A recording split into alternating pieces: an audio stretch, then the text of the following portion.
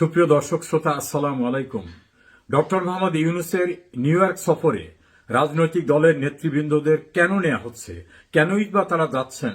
গ্যালারিতে বসে ফুটবল খেলার মাঠে যেমন তালি দেওয়া ছাড়া অন্য কোনো কাজ থাকে না, এমন অপমানজনক কর্মসূচিতে কেন তারা যাচ্ছেন, এটা নিয়ে অনেক জল্পনা কল্পনার পরে থলের বিড়াল বেরিয়ে আসছে।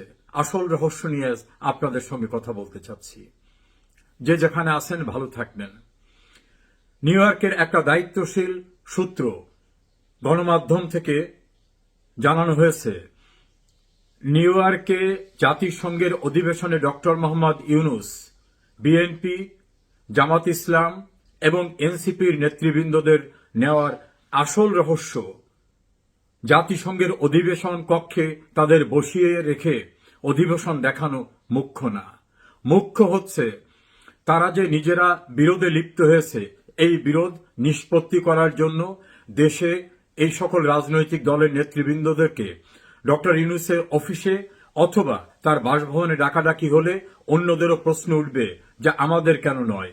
এরকম নানা প্রশ্ন এড়াবার জন্যই নিউ ইয়র্কে একটা বৈঠকের উদ্দেশ্য নিয়েই তাদেরকে সেখানে নিয়ে যাওয়া হচ্ছে। এবং এ বিষয়ে জামাতের শীর্ষ নেতৃবৃন্দ, বিএনপির শীর্ষ নেতৃবৃন্দ সম্মতি দিয়েছেন, আর এনসিপি তো ইউনূসের নিজস্ব দল। সিদ্ধান্তের ক্ষেত্রে প্রাধান্য দেওয়া হচ্ছে যে যদি কোনোভাবে এরা মীমাংসায় উপনীত হয় তাহলে এদের জন্য একটা শেষ রক্ষা কবচ হবে, আর যদি উপনীত না হয় তাহলে কঠিন পরিস্থিতির মোকাবেলা করতে হবে সকলকে। সেক্ষেত্রে ইউনূসও ছেড়ে দে মাকে দিয়ে বাঁচি, তিনি সবকিছু ফেলে রেখে চলে যাবেন, এমন হুঙ্কার দিয়েছেন তিনি। অন্যদিকে বিদেশে থাকা আওয়ামী বিরোধী অনলাইন অ্যাক্টিভিস্টরাও এর সঙ্গে সম্পৃক্ত হয়েছেন। তারা বলেছেন শেখ হাসিনা এবং আওয়ামী লীগের যে বিচার কার্যক্রম চলছে, এই বিচার কার্যক্রম ভণ্ডুল হয়ে যাবে। সারা বাংলাদেশে তাদের কথিত জুলাই আগস্ট আন্দোলনে যারা মারা গেছেন সেই সকল বিষয়ে যতগুলো হত্যা মামলা হয়েছে, অন্যান্য মামলা হয়েছে, সেই মামলার কার্যক্রমও আর সামনে এগোতে পারবে না। অন্যদিকে আওয়ামী লীগ ভারতের সাহায্যে এবং দেশে আওয়ামী লীগের যারা সহযোগী আছে 14 দল জাতীয় পার্টি, তাদের নিয়ে আওয়ামী লীগ যে কোনো সময় হামলে পড়বে। সেই হামলা ঠেকাবার জন্য বাংলাদেশে প্রতিরক্ষার জন্য ইউনূস সরকারের নতুন কোনো ব্যবস্থা নাই। এক্ষেত্রে পুলিশের উপর আস্থা রাখতে পারছেন না, সেনাবাহিনী কি করবে সে বিষয়ে তারা সন্দিহান। ফলে পুলিশ এবং সেনাবাহিনী যদি পক্ষে না থাকে, তারা যদি নিরপেক্ষ হয়ে যায়, নীরব হয়ে যায়, সেক্ষেত্রে আওয়ামী লীগকে ঠেকানো সম্ভব হবে কিনা। অন্যদিকে আওয়ামী লীগকে সাহায্য করার জন্য পার্শ্ববর্তী দেশ থেকে যা করা দরকার সেটা তারা করবে। এই পরিস্থিতিতে 2024 সালের 5 অগস্ট শেখ হাসিনাকে সরিয়ে তারা যে তাদের কথিত বিপ্লব, সেই বিপ্লব সম্পূর্ণরূপে ভণ্ডুল হয়ে যাবে। শুধু তাই না, সংবিধান ভঙ্গের দায়ে, রাষ্ট্রদ্রোহিতার অভিযোগে এই সকলে ভয়াবহ পরিস্থিতির মুখোমুখি হবে। এখন এই পরিস্থিতির মুখোমুখি হবেন নাকি সমঝোতা করবেন, এই প্রশ্নে তাদেরকে সমন্বয় করার জন্য নিউ ইয়র্কে নেওয়া হয়েছে। এবং সেক্ষেত্রে একটি দায়িত্বশীল সূত্র জানিয়েছে, সেক্ষেত্রে আমেরিকার একটি এজেন্সি গুরুত্বপূর্ণ ভূমিকা পালন করবেন। দেশের ভিতরে আওয়ামী বিরোধী যারা, আওয়ামী লীগের বিরুদ্ধে ডিজিটাল অনলাইনে খুব অ্যাক্টিভ যারা, সেই অনলাইন অ্যাক্টিভিস্টরা এবং এই যে 3 শিবির, তাদের সকলকে নিয়ে একটা চূড়ান্ত মেসেজ দেওয়ার চেষ্টা করা হচ্ছে ইউনূসের পক্ষ থেকে। নিজেরা বিরোধ করলে আওয়ামী লীগ এসে যাবে, আওয়ামী লীগ এসে গেলে আপনাদের কারো রক্ষা থাকবে না, আমাদের রক্ষা থাকবে না। ফলে জুলাই সনদ বলুন, অন্য যা কিছু বলুন, কোনোটা আর বাস্তবায়ন করা সম্ভব হবে না। বরং শেখ হাসিনা এসে গেলে ভয়ঙ্কর পরিস্থিতি হবে, কেউ রক্ষা পাবেন না। এ জাতীয় জুজুর ভয় দেখানো হচ্ছে।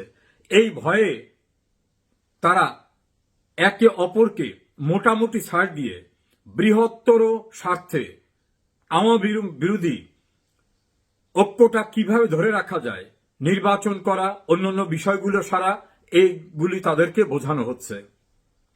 এখানে একটি বিষয় প্রাধান্য দেওয়া হচ্ছে, শেখ হাসিনা এবং আওয়ামী লীগের গুরুত্বপূর্ণ নেতৃবৃন্দের যে বিচার চলছে, সেই বিচার শেষ করতে গেলে তো একটু সময়ের দরকার।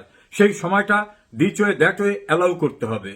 যদিও প্রধান উপদেষ্টার প্রেস সেক্রেটারি বলছেন পৃথিবীর কোনো শক্তি নেই যে এটা সরাতে পারবে, এটা কথার কথা। পরিস্থিতি শান্ত করার জন্য।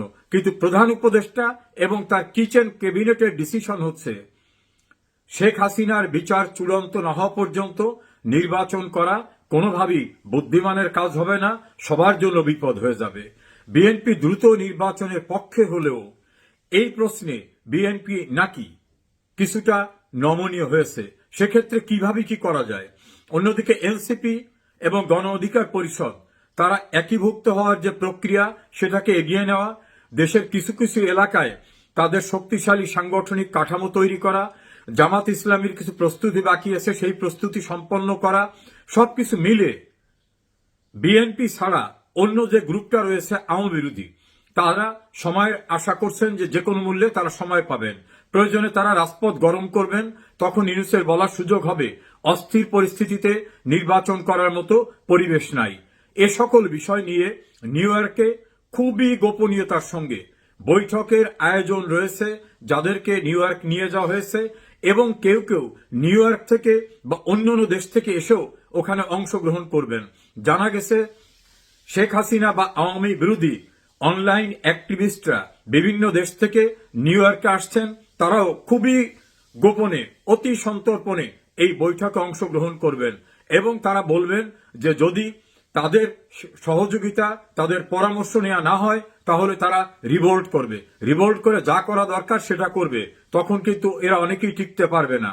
বিএনপির ভিতর আরেকটি আতঙ্ক রয়েছে যে ডক্টর ইউনূসের নেতৃত্বে নির্বাচন হলে সেটা ডাকসু এবং জাকসুর মতো ঘটনা ঘটে যাবে কিনা। তাদের বদ্ধমূল ধারণা ভোটের মাধ্যমে ডাকসু এবং জাকসুতে শিবির বা শিবির সমর্থিত যে জোট সেই জোট নির্বাচিত হয়নি।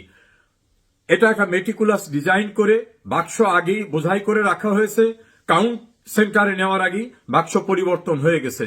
এটা তাদের দায়িত্বশীল বক্তব্য, দায়িত্বশীল সূত্রের বক্তব্য।